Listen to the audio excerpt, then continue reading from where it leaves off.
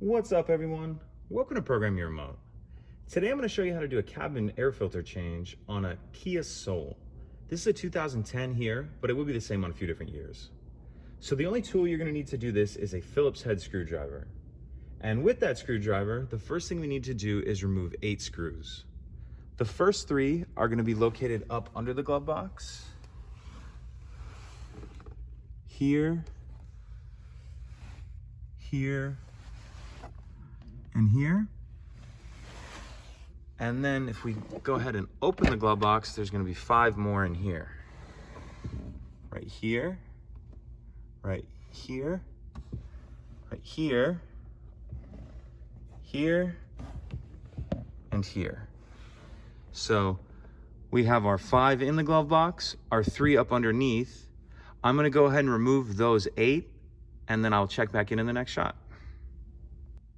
Okay, so we got our 8 screws out, the 5 inside the glove box and the 3 up underneath. And now we actually need to pull this whole glove box assembly out. So what we want to do is just grab a hold of it with both hands and just pull straight towards you. Like that, and the whole thing will come out. We can set that to the side.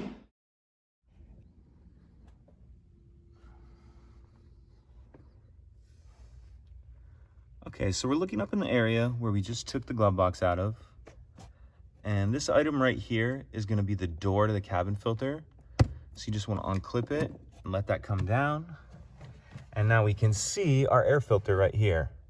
And I replaced this one prior to filming, so I'm not actually going to replace it right now, but I just want to show you that when you do get your new one in there, make sure you pay attention to these airflow arrows right there.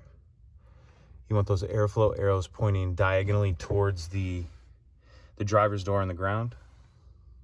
Okay, so you have your new one in. Go ahead and slip that in. We'll close our door, and then we'll reverse everything we just did to close it up. Slide the glove box back in, put the 5 screws in the glove box, and then the 3 underneath. Pretty simple. If you have any questions, please let me know. If you could take a second to like and subscribe, it helps us out and I'd appreciate it. Thank you.